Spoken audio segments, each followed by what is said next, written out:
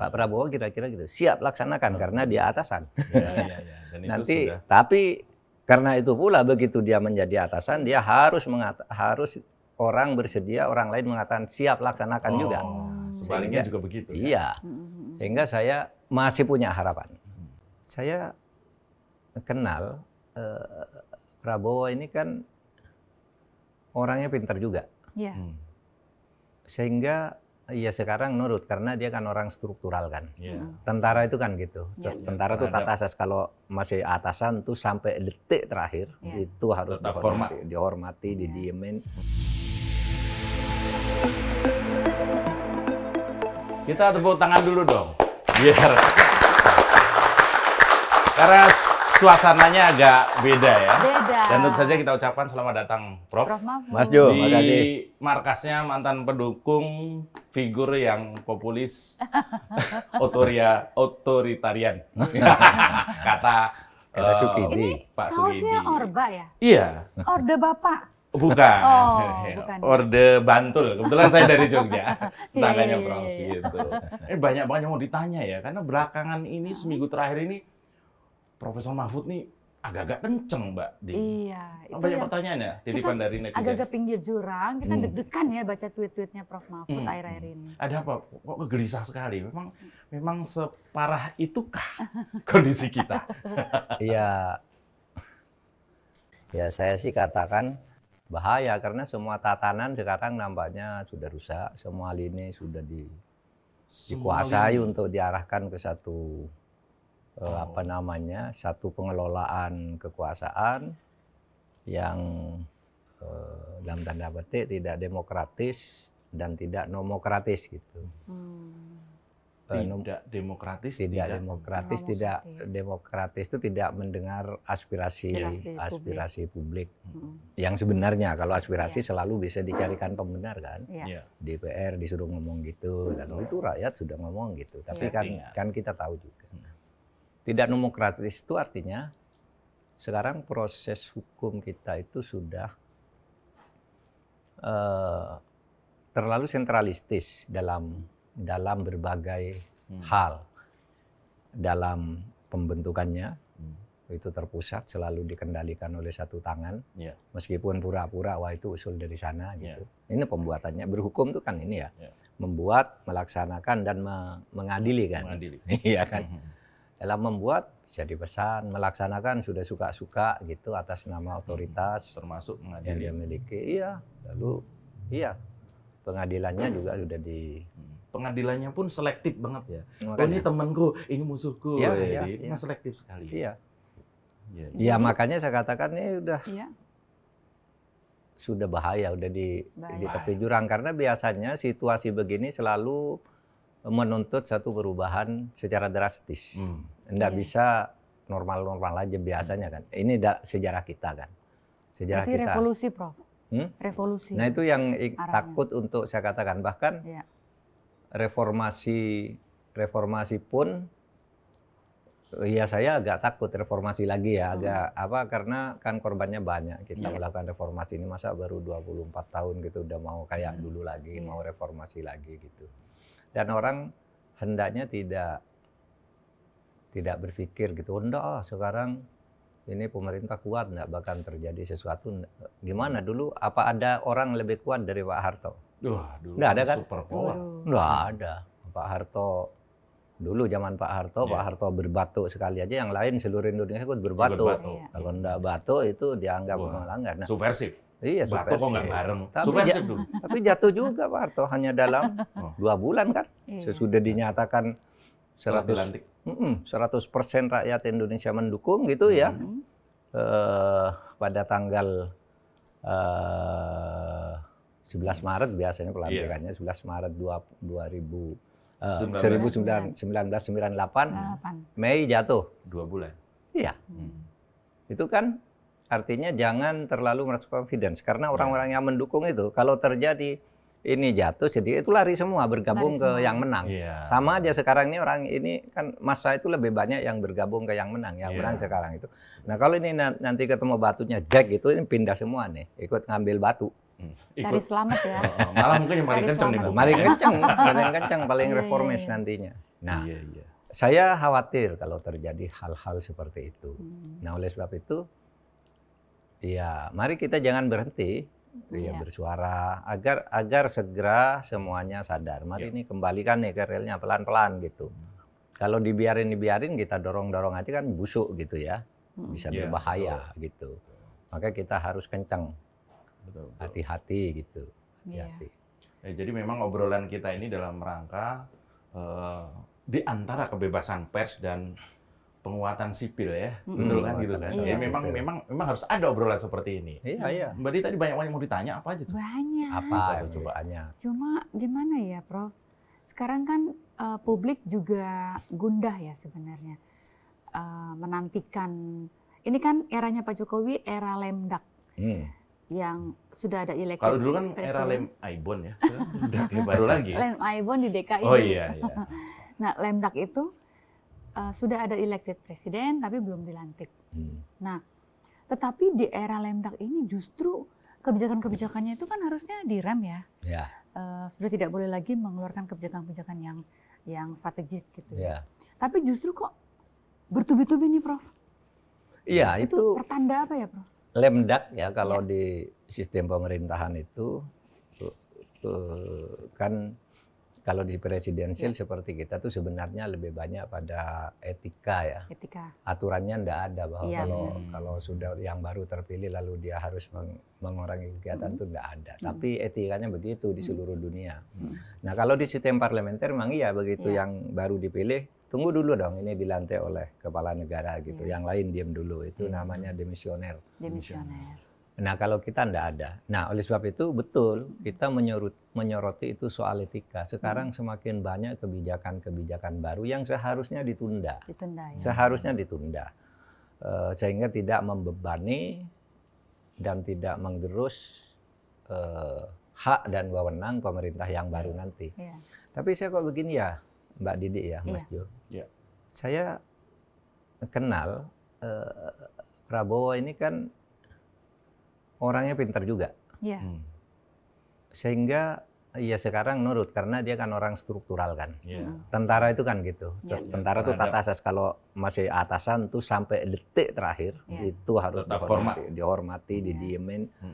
Maka termasuk sampai ke ajudan saya itu kalau bilangnya siap laksanakan gitu. Meskipun enggak tahu apa yang harus siap laksanakan kan. Sini kamu saya suruh siap laksanakan gitu kan. Kalau orang sipil kayak kita Pak mau disuruh apa kan gitu. Pak Prabowo kira-kira gitu. Siap laksanakan karena dia atasan. Nanti tapi karena itu pula begitu dia menjadi atasan dia harus orang bersedia orang lain mengatakan siap laksanakan juga. Sebaliknya juga begitu. Iya. Sehingga saya masih punya harapan.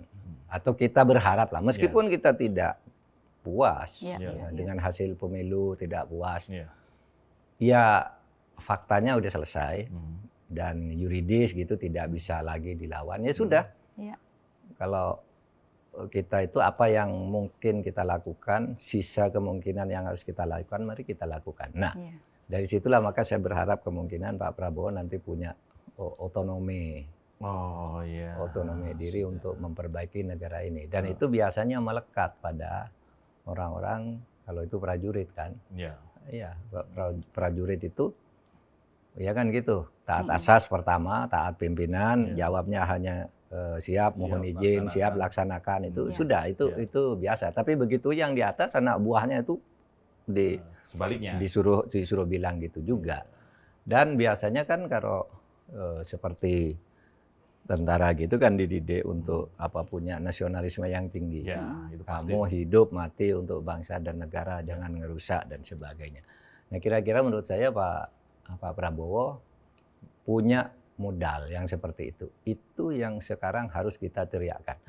Saya enggak peduli kan orang mengatakan Pak Mahfud tuh mau ngadu domba, enggak peduli saya dibilang gitu. Memang kita harus berhak mau dibilang ngadu domba, mau bilang apa gitu. Tapi kita wajar berharap pada kemungkinan yang tersisa. Jangan sampai negara ini menjadi totaliter, itu bahaya banget. Gitu. Jadi masih ada harapan, semoga presiden berikutnya ini lebih independen. Tidak terintervensi oleh kekuasaan dan membuktikan bahwa dia selalu mengatakan kalau saya terpilih adalah presiden rakyat Indonesia. Bukan dipegang tuh nanti. Bukan presidennya pemilih. Yang kedua yang sering dia katakan, saya ini orang berpendidikan barat, saya belajar demokrasi dan saya percaya pada demokrasi, kan gitu. Luar biasa. Kan sering dikatakan. Betul. Nah kalau begitu ya mari, gitu.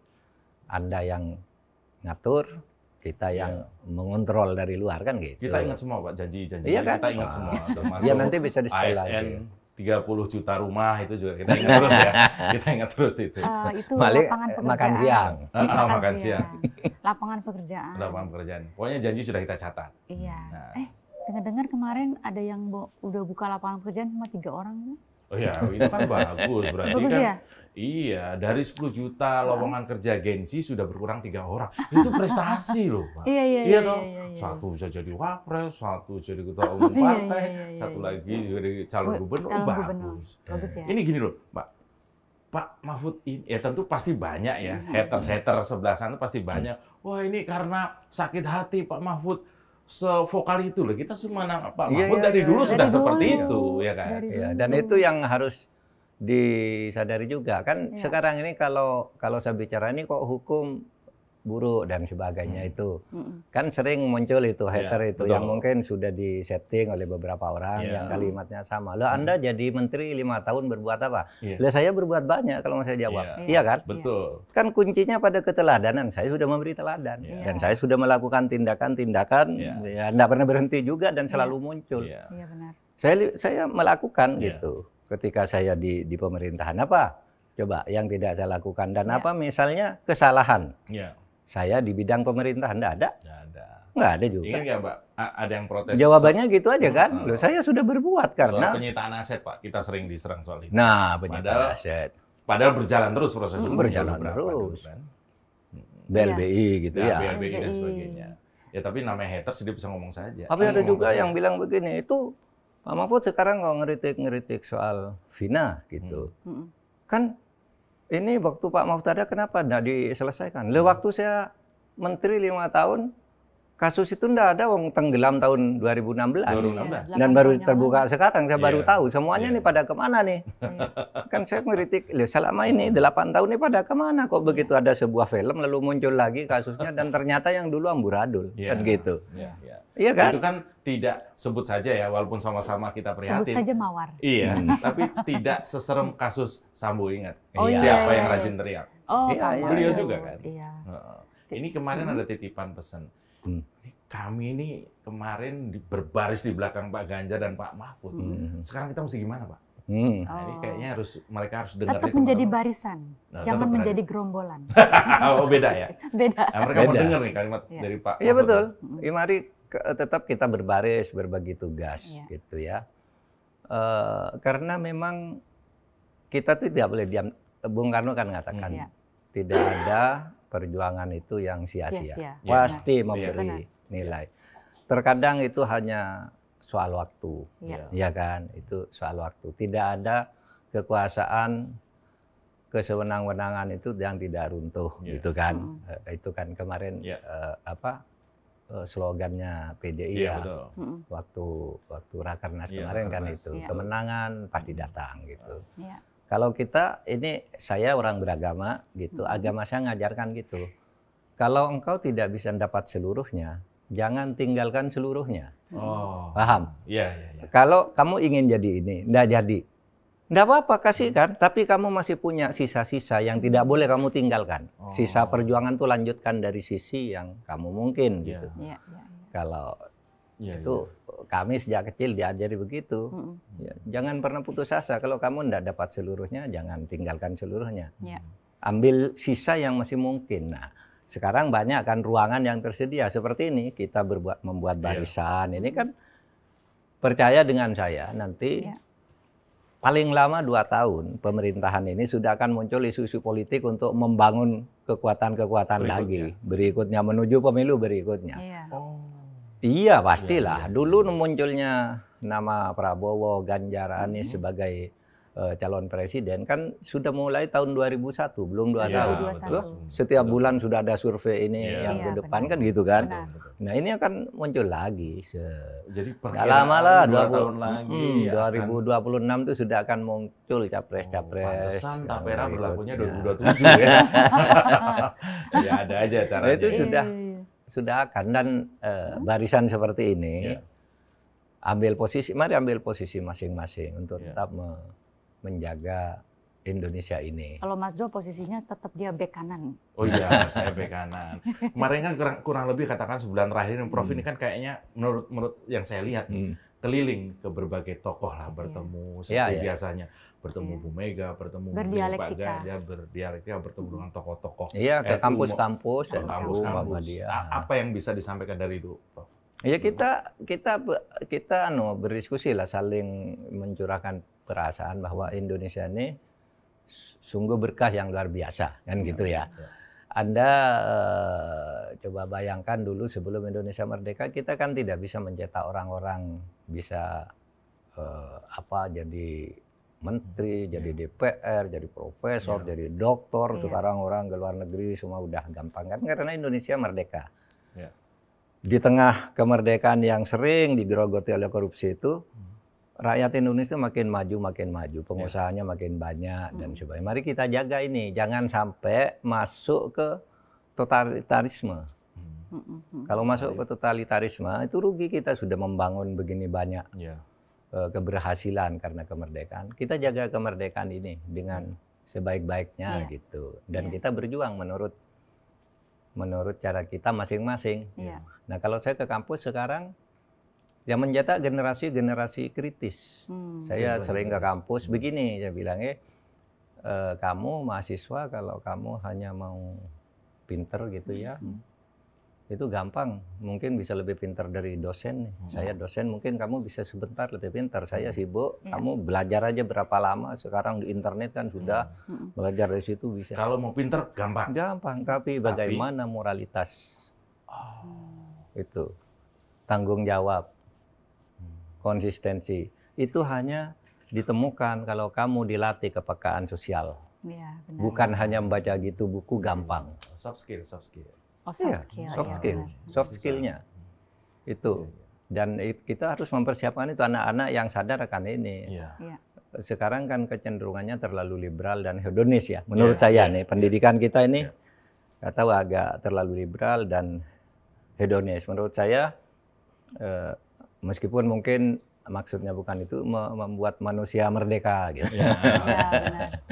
Kampus merdeka. Kalau merdeka itu agak liberal kalau di bidang pendidikan. Kan harus ada arahan. Coba dulu bapak-bapak kita para pendiri negara di awal-awal Republik itu, mereka itu ya belajar juga. Dan sungguh-sungguh karena waktu itu fasilitas kurang, tapi kan moralitasnya tinggi-tinggi ya. Tanggung jawab bahwa ini milik masyarakat, ini demi negara, ini demi kebenaran. Nah itu yang dikeluarkan, diperjuangkan dulu meskipun mereka berbeda partai. Berbeda di zaman-zaman sampai tahun 50-an kan masih begitu. Tapi soal moralitas mereka satu paham. Iya. Belajarnya dulu susah loh itu. Nggak kayak sekarang, Anda mau apa sekarang? Mahasiswa sekarang saya bilang, kamu kalau ada istilah baru gitu bisa lebih cepat ngerti loh dari saya, gitu kan? Iya kan? Mungkin ada ini saya terlambat. Kalau kamu lihat ini tinggal buka Google apa nih, langsung bisa menjelaskan. Kalau dulu kan nggak bisa. Pinjam buku ke perpustakaan antri ya, antri kan? Antri ini saya pinjam. Kalau Mas Jo pinjam Senin, Rabu dikembalikan, Rabu tidak dikembalikan, Senin didenda. Betul. Kenapa? Karena ada yang mau pinjam buku, besok orang lain mau pinjam juga. Anda jangan lama-lama gitu. Sekarang nggak usah antri. Iya betul. Malah buku nggak laku pakai ini semua sekarang pakai digital. Sekarang udah digital. Tidak ada keterlambatan kalau cuma mau membuka istilah. Nah, ini yang menurut saya harus kita isi, harus kita isi agar kita menyiapkan kader-kader bangsa ini yang kedepannya lebih baik, lebih beradab. Iya, benar. Nah ini nih lebih baik, lebih beradab. Saya ada sedikit kekhawatiran, Prof, dengan sirkus politik yang dipertontonkan oleh elit-elit kemarin itu, bahwa melanggar moral nggak apa-apa. Itu nanti mempengaruhi anak-anak kita nggak? Anak-anak muda ini jadi terpengaruh. Jadi boleh lah main curang tuh, boleh gitu. Lah iya. Boleh. Itu berbahaya, anak-anak menganggap itu biasa. Nah, anak-anak sekarang banyak yang tidak paham juga bagaimana dulu perjuangan tokoh-tokoh kita, bapak kita yang awal itu. Bahwa perjuangan itu harus dilakukan pengorbanan. Sampai Pak Agus Salim itu mengatakan memimpin itu artinya berkorban. Jangan sampai memimpin artinya mengorbankan orang lain. Ini mah memimpin itu berkorban. Jadi Profesor Mahfud kan menulis tentang amandemen Undang-Undang Dasar 45. Ya, ya. Itu sudah banyak yang mewacanakan bahwa sebaiknya dikembalikan lagi. Iya bisa saja. Atau bagaimana, Prof? Sekarang gini. Mengapa pada saat itu harus diamandemen, Prof? Saat itu begini, pada waktu itu akademiknya oke, gitu, bahwa Undang-Undang Dasar 45 yang asli itu sebenarnya terlalu membuka peluang bagi selalu menguatnya kekuasaan pemerintah. Bung Karno dulu sangat kuat gitu, sehingga lalu dilawan. Nah, Pak Harto sangat kuat. Kalau begitu katanya ini Bung Karno, Pak Harto sama-sama berdasar Undang-Undang Dasar 45. Apa nih masalahnya? Lalu dicari di Undang-Undang Dasar itu terlalu banyak memberi kekuasaan, kan gitu kan.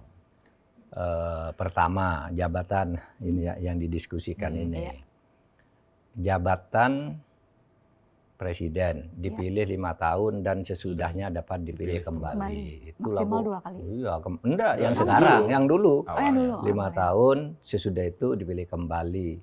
Prakteknya dipilih kembali, dipilih kembali, dipilih kembali, dipilih kembali sampai 7 kali kan, Pak. Berarti namanya dipilih selalu. Dipilih selalu dan dapat selalu dipilih.